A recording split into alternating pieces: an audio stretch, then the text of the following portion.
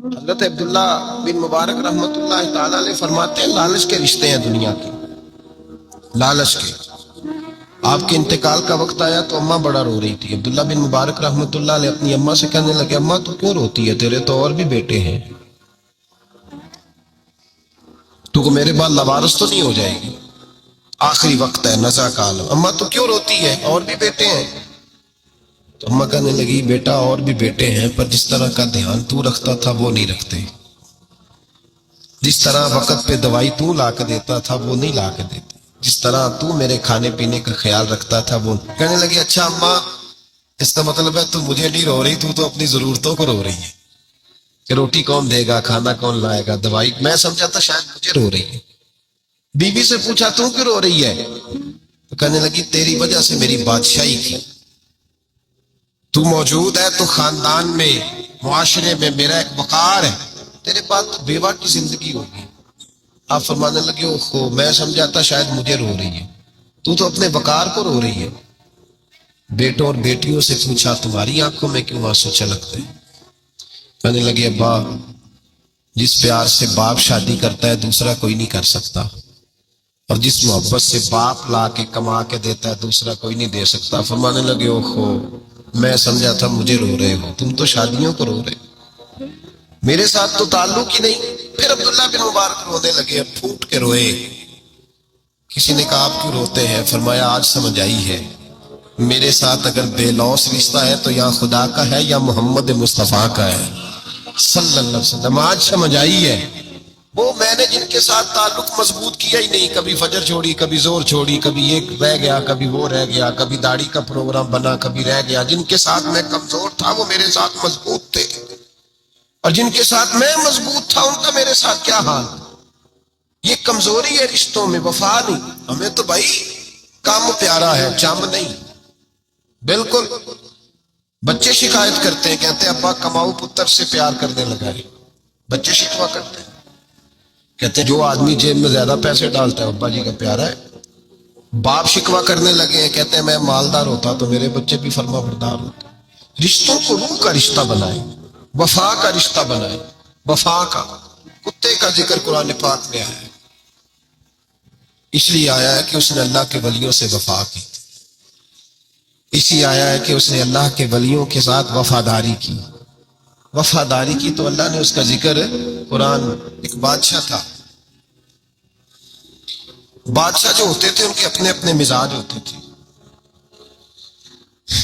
اس بادشاہ نے 4 5 6 کتے رکھے ہوئے تھے، اور کتے بڑے بڑے کتے تھے، اور بڑے وہ خون خار کتے تھے، چیر پھاڑ کھا جاتے تھے، شیر جتنے ان کے قد تھے۔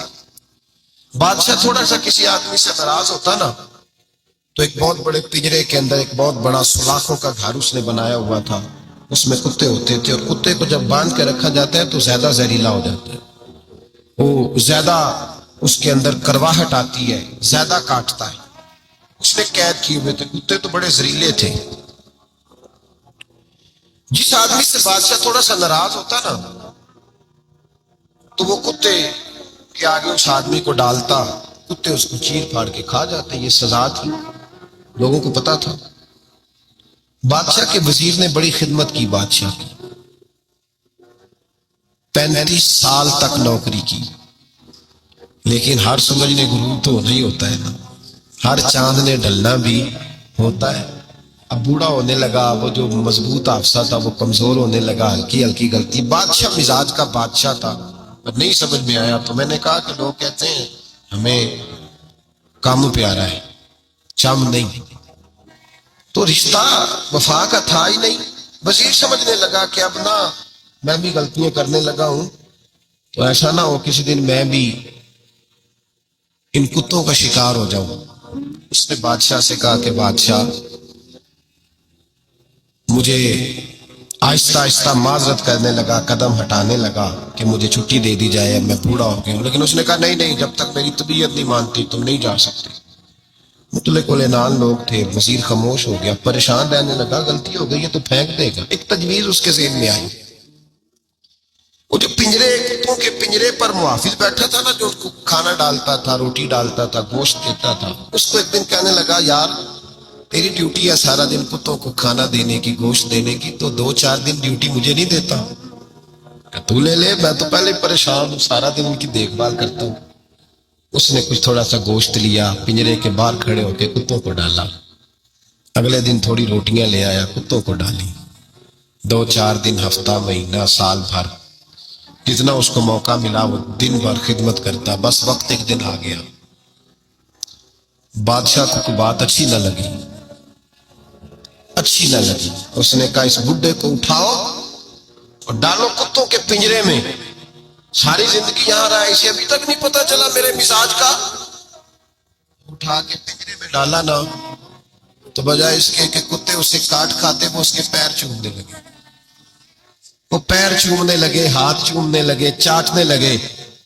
تو بادشاہ سامنے کھڑا تھا نظارہ دیکھنے کو کہ چیر پھاڑ کرتے تو خوش ہوا کرتا تھا، خونخوار درندے جیسی اس کی طبیعت ہو گئی۔ جب دیکھا وہ پیار کر رہے ہیں تو بادشاہ وزیر سے کہنے لگا یہ کیا ہے؟ تو وزیر رو پڑا، کہنے لگا تو سیاست دان تھا تو میں بھی سیاست دان تھا، ساری زندگی سیاست کی لیکن دنیا داروں کے ساتھ رہا، انجام یہ ہوا کہ مجھے اس پنجرے میں ڈال دیا گیا۔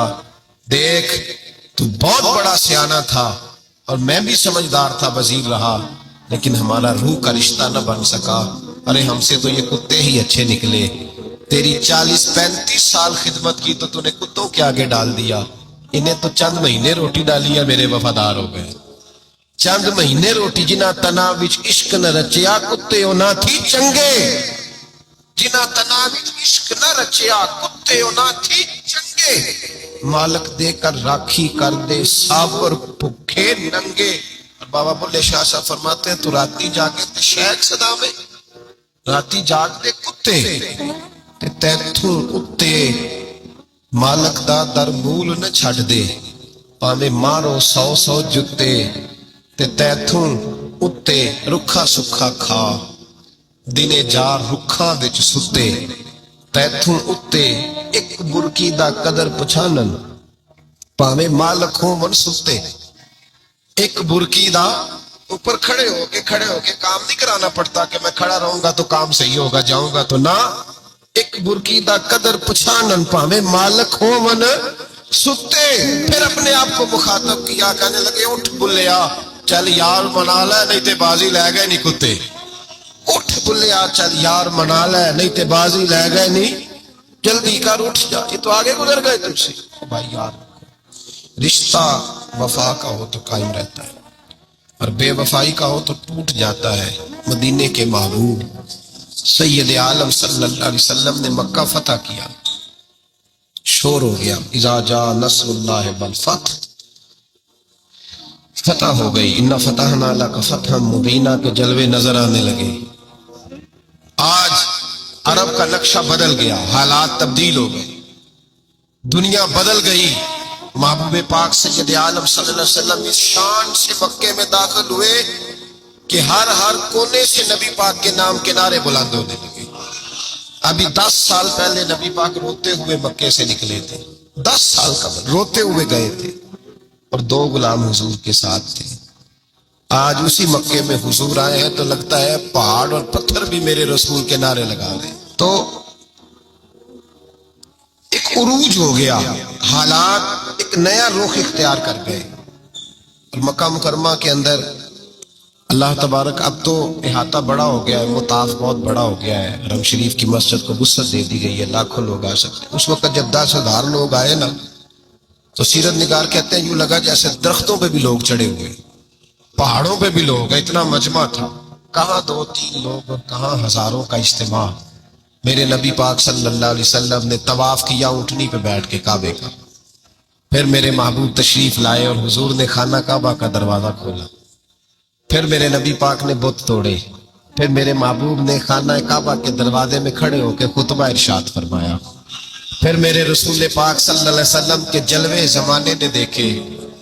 ان سارے حالات میں دنیا نے ایک وفا کا عجیب منظر دیکھا کہ اس موسم بہار میں نہ تو آواز حضرت ابو بکر کے نام کی بلند ہوئی، نہ عمر فاروق اور نہ مولا علی کے نام کی بلند ہوئی، اس مجمع عام میں محبوب پاک کی آواز گونجی تو رب کریم کے حبیب نے فرمایا اینا بلال، میرا بلال کہاں، میرا بلال کہاں ہے، اس کو بلاؤ نا، کدھر ہے بلال؟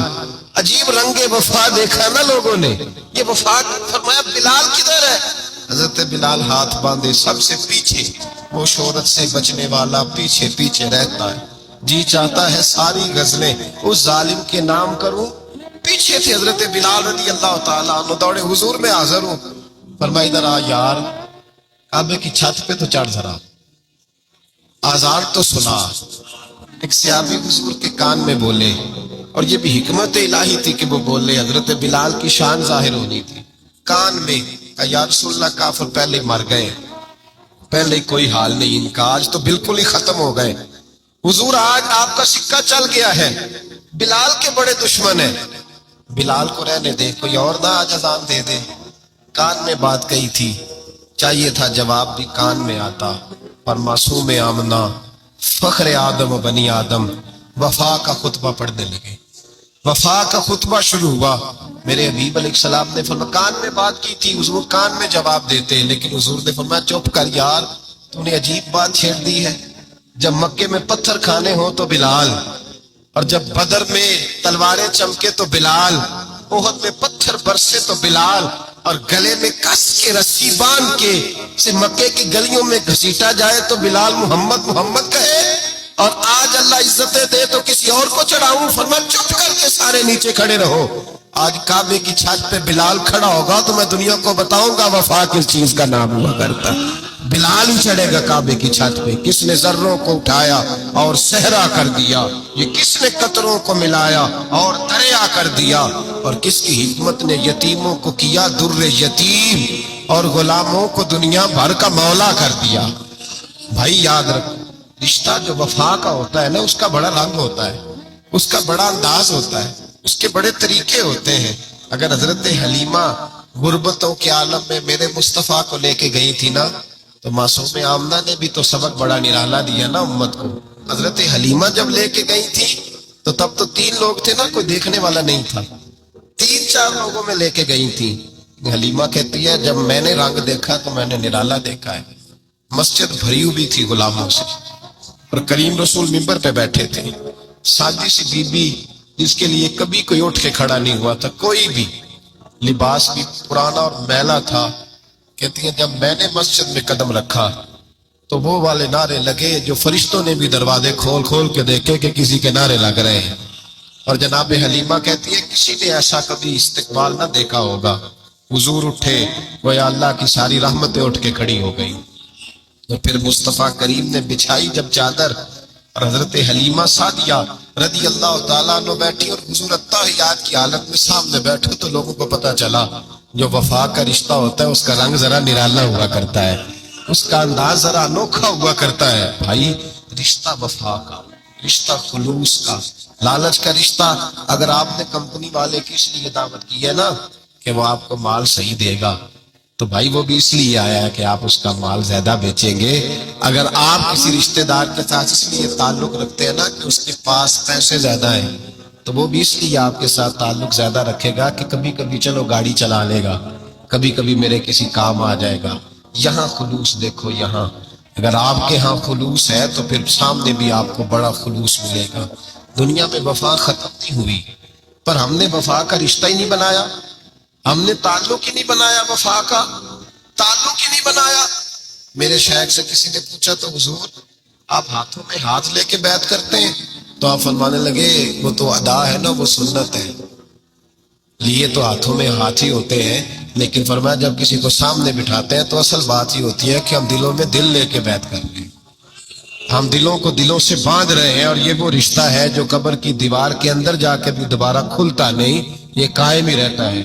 رشتے وفا کے پیدا کریں، خلوص کے پیدا کریں، للہیت کے پیدا کریں۔ میرے نبی پاک سید عالم صلی اللہ تعالی علیہ وسلم نے اس وفا کو آگے پھیلایا ہے۔ زندگی میں کبھی بھی کسی شخص کے ساتھ بھی تعلق لالچ کا نہ بنائیں، ورنہ آپ ٹوٹ کے بکھر جائیں گے، سامنے والے کا کچھ نہیں بگڑے گا، آپ ٹوٹ کے بکھریں گے، اور رزلٹ کی امید کبھی نہ رکھیں۔ وفا ہوتی دو طرفہ ہے پر کرنی یک طرفہ چاہیے، یاد رکھ لیں۔ وفا ہوتی دو طرفہ ہے، کرنی یک طرفہ چاہیے۔ جو کہتا ہے نا سامنے والا کرے گا تو میں کروں گا، وہ بھی کچا ہے، وہ کمزور ہے، وہ ابھی پکا نہیں ہے۔ وفا کرنی یک طرفہ چاہیے، تو کر، سامنے والا نہیں کرتا تو نہ کرے، تو اپنی طرف دیکھنا، سامنے والے کو چھوڑ، وہ نہیں کرتا تو نہ کرے، اس کا اپنا۔ حضرت امام احمد بن حنبل رحمت اللہ تعالی علیہ، یہ وفا کے عنوان میں بڑی اہم بات ہے اگر آپ کو سمجھ آئے تو۔ امام احمد بن حنبل رحمت اللہ تعالی علیہ جھیل کے کنارے، ندی کے کنارے وضو کر رہے تھے، ایک بچھو ساتھ ساتھ چل رہا تھا، وہ چلتے چلتے پانی میں گر گیا۔ امام احمد بن حنبل نے ہاتھ رکھا، بچھو کو باہر نکالا، جب باہر نکالا تو اس نے ڈانگ مارا۔ جس کی طبیعت میں ڈانگ ہوگا تو وہ ڈانگ ہی مارے گا، کے پاس ہے ہی اور کوئی نہیں تو وہ کرے کیا، وہ مجبور ہے۔ اس نے ڈانگ مارا، امام صاحب نے باہر رکھا، بھیگا ہوا بچھو آپ نے دیکھا ہو، جب ندی کنارے چلتا ہے تو پھر گر جاتا ہے، وہ پھر گرا تو امام صاحب نے پھر نکالا، نکال کے باہر رکھا تو اس نے پھر ڈانگ مارا، پھر ساتھ ساتھ چلتے چلتے وہ گر گیا۔ کئی دفعے ایسے ہوا، کئی دفعہ امام صاحب نے نکالا۔ ایک شخص قریب کھڑا دیکھ رہا تھا، کہنے لگا حضور بس کریں، آپ نکالتے ہیں وہ ڈنگ مارتا ہے، چھوڑ دیں۔ آپ فرمانے لگے اچھا بھائی بڑا تو عجیب مشورہ دے رہا ہے، وہ اپنی بری عادت پہ ڈٹ گیا ہے تو میں اچھی عادت ہی چھوڑ دوں؟ وہ بری نہیں چھوڑ رہا، ڈٹ گیا ہے، بار بار ڈنگ مارتا ہے تو میں اچھی چھوڑ دوں؟ آپ اپنی طرف دیکھیں گے، ہماری طرف سے کوئی کمی نہیں آنی چاہیے، سامنے والے جانے، اس کا کام جانے۔ وفا کا رشتہ مضبوط رکھیں، دوستی کا تعلق مضبوط۔ میاں صاحب نے کہا چنگی بندی سجدہ کو 100 واری ہو جاتی، کنی واری؟ پکی گل ہے نا، کنی واری؟ میاں صاحب نے کہا 100 واری، ہم تو ایک باری بھی معافی دینے کو تیار نہیں۔ چنگی مندی سجنا کو، ایسے نہیں آنے جانے والے سے نہیں، اس کے معاملے میں تو ہم خوددار ہیں نا، ہر ایک سے نہیں سنتے، وہاں تو ہم خوددار ہیں۔ سجنا کو چنگی مندی سجنا کولو 100 واری ہو جاندی، یار یاراں دا گلا نہیں کردے، اصل پریت جنہاں دی۔ پھر یہ بھی کہتے پانی پرن سہیلیاں رنگا رنگ کڑے، اسی پریا اس دا جانیے جس دا توڑ چڑھے، پریا اس دا جانیے جس دا، یاد رکھ لیں، پریا اس دا جانیے جس دا۔ مزہ تب بھی ہے کہ حضرت ابو بکر صدیق کا جنازہ روضہ رسول پہ رکھا جائے تو مصطفیٰ کریم کا دروازہ خود بخود کھول جائے، اور حضور فرمائے لاؤ دوست کو دوست کے ساتھ ملا دو، پانی پرند سہیلیاں تے رنگا رنگ کڑے، پریا اس دا جانیے جس دا توڑ۔ رشتوں کو ثابت نہ کرے، رشتوں سے وفا کرے، ثابت نہ کرے میرا بڑا رشتہ ہے، آپ پتہ چلنا چاہیے کتنا رشتہ ہے۔ باپ کا بیٹے سے رشتہ ہوتا ہے تو سارا دن ماتھا چومے، پیار کرے، اسے دکھ سکھ کا پتہ ہی نہ ہو، تو یہ کیسا رشتہ ہو؟ رشتے ثابت نہ کرے، رشتے مضبوط کرے، مضبوطی والی ڈیوٹی سر انجام دے۔ اللہ اپنے ساتھ، اپنے محبوب کے ساتھ، اپنے نیک بندوں کے ساتھ ہمارے رشتوں کو مضبوط فرمائے، آمین۔ آخر دعوانا